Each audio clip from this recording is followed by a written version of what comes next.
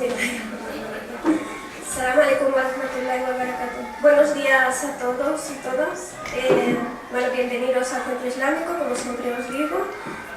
Os doy la bienvenida en nombre de todos y en especial de la Junta de Hispanohablantes. Vamos a repasar a continuar repasando un poquito por encima la biografía del profeta.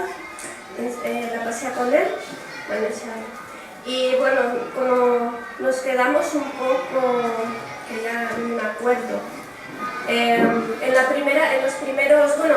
después de los primeros versos revelados, el parón que hubo de la revelación y luego la continuación. Y vamos a continuar un poco con el desarrollo de los acontecimientos en esta primera época de revelación. Y como el profeta la pasa con él y aquellos que habían creído en él se esforzaron en difundir el Islam con los pocos medios que tenían. Y sobre todo en un entorno hostil como era en esos momentos la ciudad de la Meca. Ya que en ese tiempo y al principio de la llamada al Islam del profeta, la paz con él, fue un poco de forma secreta, empezando por las personas más cercanas, aquellos que le rodeaban y de los que el profeta no tenía duda de que iban a escucharle y aceptar su mensaje, el mensaje que les proponía. Después, progresivamente se fue extendiendo entre otros miembros de la comunidad. Esto era así porque en la Meca, como os decía, en aquellos tiempos era el centro religioso de los árabes politeístas. Y la Kaaba albergaba los ídolos que veneraban gran parte de los árabes, que en esos tiempos eran idólatras. La tribu a la que pertenecía el profeta, que eran los Quraysh, eran los custodios de la Kaaba. Por eso era muy difícil en un principio cambiar y reformar de golpe ese lugar y a su gente. Ello requería de un proceso que propiciara progresivamente el cambio. Y para ello debía actuar sobre las personas y en el interior de las personas, difundiendo un mensaje que para ellos era nuevo, haciendo que sus oídos lo escucharan, sus mentes lo razonaran y sus corazones lo interiorizaran y aceptaran, hasta que no quedara en ellos la más mínima duda de su veracidad.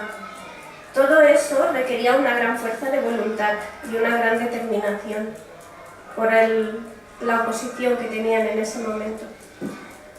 Tal como su Señor le había ordenado, el profeta, la paz sea con él, empezó a predicar el Islam y lo hizo con los más cercanos, como hemos dicho. La primera en aceptar el Islam fue su esposa Khadija, que Dios esté complacido con ella. Después su esclavo liberto, Zaid ibn Harisa ibn Sharahil al-Kalbi. Zaid era un esclavo que pertenecía a Khadija, según las costumbres árabes de la época, y ella se lo pidió al mensajero, la pasea con él.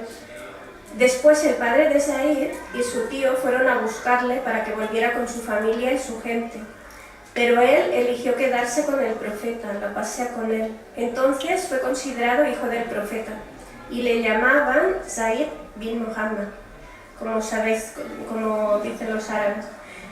Más tarde, el Islam abolió esta clase de adopción y ya no le llamaron así. Zaid murió en la batalla de Mu'tah mientras era comandante del ejército en el año 8 de la Égira, equivalente al año 629 de la era cristiana. Esta batalla se llama así por el nombre de la ciudad donde fue llevada a cabo, que está en los límites de Siria. Después aceptó el Islam su primo Ali ibn Abi Talib, que vivía con él desde que era pequeño, con el profeta, la pasea con él. Después su amigo íntimo, que más tarde sería su suegro también, es decir, Abu Bakr as-Siddiq, que Dios esté complacido con ambos. Todas estas personas mencionadas aceptaron el Islam desde el primer día en que el profeta se lo propuso. Abu Bakr era un hombre rico y amable, reconocido por su honradez. Mucha gente le visitaba en su casa y debido a esto fue una pieza clave en ese tiempo para la difusión. Invitaba al Islam a las personas que le tenían confianza. O sea, cuando les visitaba y se reunían, les invitaba al Islam. Y gracias a sus esfuerzos, un gran número de personas abrazaron el Islam.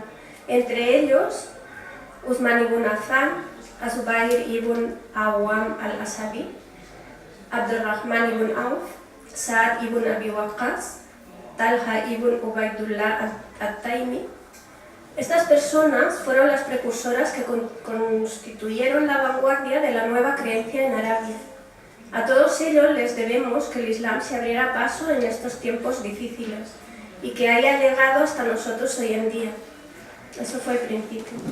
También se encontraban entre los primeros musulmanes Bilal ibn Rabah, el abisinio, que sabemos que llegó a ser uno de los muezzines del profeta.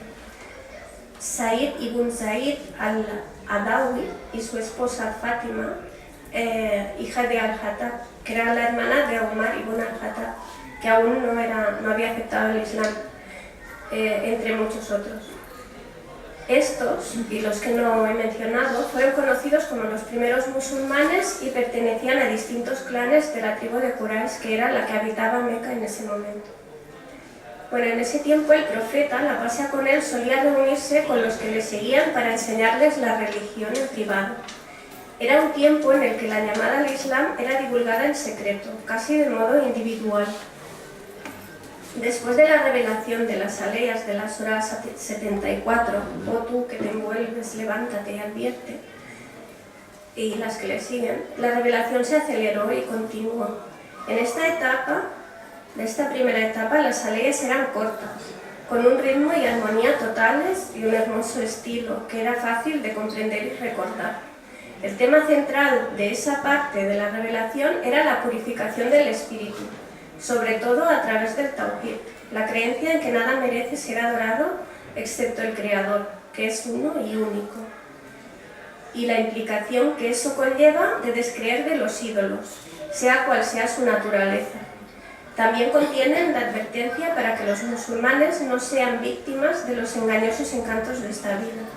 Estas primeras aleyas también informan con precisión sobre el fuego, es decir, lo que llamamos el infierno y el jardín o el paraíso. Tienen descripciones como muy reales. La llamada al principio se centraba, como hemos dicho, en la purificación interior de las personas. Y esto es el abandono de las creencias nocivas que nos perjudican, como la adoración de ídolos, que esto incluye cualquier cosa que el ser humano pueda adorar. Y otra forma de adoración que es pedir lo que la persona necesita a otros seres aparte de Dios. Y también purificar nuestros valores e intenciones, sustituyendo aquellos que sean perjudiciales por otros más nobles. La revelación en esta etapa exhortaba a las personas a ayudar al débil, a no ambicionar desmesuradamente los bienes materiales, etcétera, etcétera, valores más nobles. Es a través de esta purificación interior cuando se puede lograr este cambio sincero y duradero en las personas. Y poco a poco llegan también los cambios positivos en la vida de la persona. Esta purificación es la semilla en el alma del musulmán, y si la regamos con la lluvia de la sinceridad y la abonamos habitualmente con adquisición de más conocimiento, crece y se afianza, conformando la nueva personalidad del musulmán, que da abundantes frutos beneficiosos para él mismo y para su sociedad. Así fue en el principio que la prédica, y eso es una enseñanza que extraemos y debemos seguir también nosotros. El beneficio que esto nos enseña es que el cambio de la persona que acepta el Islam debe ser progresivo, empezando desde el interior, pero también constante. Y no debemos abandonar nunca la búsqueda del conocimiento y preguntar a aquellos que saben y interiorizar las enseñanzas que nos llegan para luego aplicarlas. Y debemos saber que en la moderación está el éxito. Los primeros musulmanes en esa época, como hemos dicho, se reunían en la clandestinidad. La invitación al Islam era secreta y a pesar de eso los quraishíes se enteraron. Aún así le dieron poca importancia al principio, ya que en ese tiempo el mensajero, la pasea con él, no atacaba su religión abiertamente ni a sus ídolos. Bueno, esto duró como unos 3 años. Esta situación, y un grupo de creyentes, este grupo de creyentes que hemos hablado iba surgiendo en medio de un espíritu de fraternidad y cooperación, estaban unidos en el aprendizaje y en la difusión del mensaje del Islam. Durante estos 3 años, el profeta, la paz sea con él, se contentaba con enseñar a este círculo íntimo de musulmanes. Pasado este tiempo, había llegado el momento de predicar abiertamente la creencia del Islam, poniendo en evidencia la falsedad de la idolatría y el politeísmo. Entonces fue que descendió la revelación, que daba la orden de difundir el mensaje más abiertamente. Y esto, si os parece bien, hablaremos la semana que viene, porque así, poquito a poco. Bueno, pido a Dios Altísimo que nos guíe, nos proteja de aquello que Él, alabado sea, conoce mejor que nosotros y no permita que muramos sin estar sometidos a Él. Gracias por escucharme.